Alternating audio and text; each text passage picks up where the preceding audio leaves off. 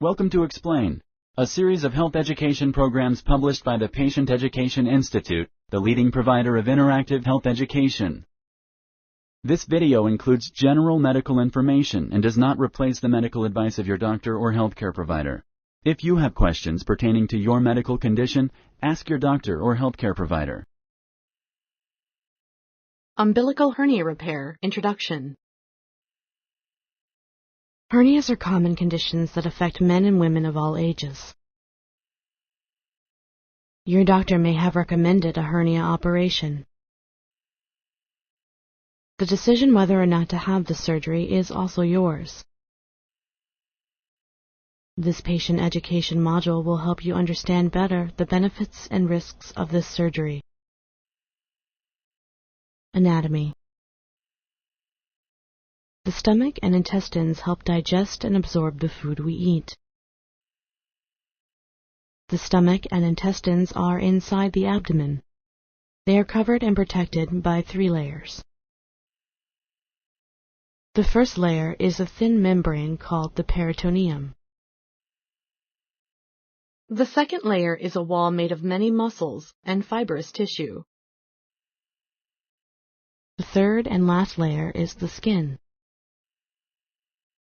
Symptoms and their causes. If the muscles of the abdomen become weak, the intestines or fatty tissue, along with their first covering, the peritoneum, can push through the weak spot. This feels like a bulge under the skin. This is called a hernia. There are 4 main types of hernias: umbilical, groin, ventral, and incisional. This module describes the treatment of umbilical hernias. An umbilical hernia is a hernia that occurs around the navel. Although it is usually present at birth, it may not be a problem at that time. Sometimes it does not become a problem until adulthood. The weakness in the muscles could be the result of lifting heavy objects. It could also result from gradual weakening of the muscles from continual stress. Hernias tend to get larger with time.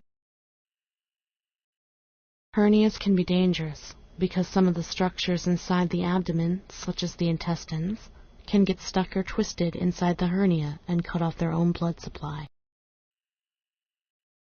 This is known as a strangulated hernia. This type of hernia could lead to the death of that part of the intestine and will require a more complex and riskier operation. Surgery is the only definite way to correct the problem. Sponsored by the Patient Education Institute. www.patient-education.com. Over 5,000 videos and interactive tutorials. Surgical procedure. Umbilical hernia repair can be done under local or general anesthesia depending on the size of the hernia and the patient's and surgeon's preference. There are 2 ways to repair umbilical hernias. One method, known as open hernia repair, uses a skin incision over the area of the hernia.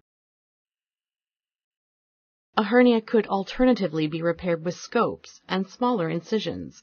This is known as laparoscopic hernia repair.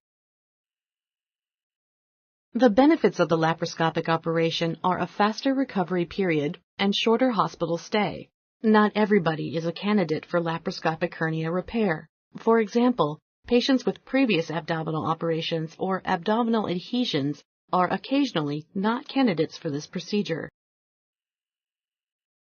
Sometimes the surgeon can start a laparoscopic operation and end up having to switch to an open surgery. This is usually done if the surgeon realizes that the open surgery is safer for a specific patient. This, however, rarely happens. The open surgery could be performed under local, epidural, spinal, or general anesthesia. The laparoscopic surgery is always done under general anesthesia. Your doctor and anesthesiologist will discuss with you the best suited anesthesia in cases of open surgery. In the open surgery, the surgeon makes an incision in the area of the hernia. The contents of the hernia are pushed back into the abdomen. The muscles are sutured back together. If the defect is large and the muscles cannot be sutured together, your doctor might choose to place a mesh to cover the defect. The surgeon then closes the skin. With the laparoscopic operation, the abdominal cavity is filled with a special gas. Multiple small incisions are then made and scopes are inserted in the abdominal cavity. The intestines and peritoneum are then pushed back in the abdomen. A mesh is placed to correct the defect. Risks and complications. This surgery is very safe. There are, however, some possible risks and complications. These are unlikely but possible. You need to know about them just in case they happen. By being informed, you may be able to help your doctor detect complications early. The risks and complications include those related to anesthesia and those related to any type of surgery. Risks of general anesthesia include nausea, vomiting, urinary retention, cut lips, chipped teeth, sore throat, and headache. More serious risks of general anesthesia include heart attacks, strokes, and pneumonia. Your anesthesiologist will discuss these risks with you and ask if you are allergic to certain medications. Blood clots in the legs can occur due to inactivity during and after the surgery. These usually show up a few days after surgery. They cause the leg to swell and hurt. Blood clots can become dislodged from the leg and go to the lungs, where they will cause shortness of breath, chest pain, and possibly death. It is extremely important to let your doctors know if any of these symptoms occur. Sometimes, the shortness of breath can happen without warning. Getting out of bed shortly after surgery may help decrease the risk of blood clots in the legs. Some of the risks are seen in any type of surgery. These include infection. Infections can involve the abdominal incision. Treating infections may require antibiotics and possibly surgery to drain the infection. Bleeding, either during or after the operation. It might cause bluish discoloration of the skin. Skin scars that may be painful or ugly. Other risks and complications are related specifically to this surgery. These again are very rare.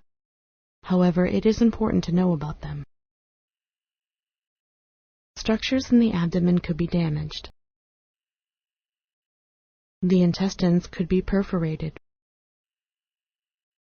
Damage to these structures could lead to permanent damage and the necessity to proceed with another operation.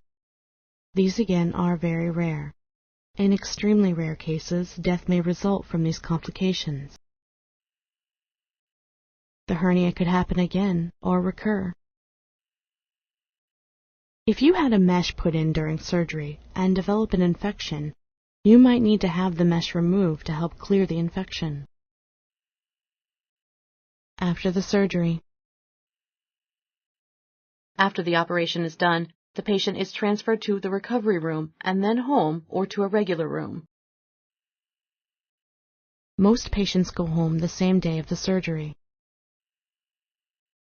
Some swelling around the incision and bluish discoloration is normal. To prevent the hernia from coming back, no heavy lifting, bending, or twisting is allowed for a few weeks. Depending on your condition, your doctor will help you decide when you will go back to work and under what restrictions. Make sure to contact your doctor in case of any new symptoms such as fever, severe abdominal pain, weakness, swelling, or infection. If you like this video, please like and share. For similar videos, subscribe to our channel. Summary.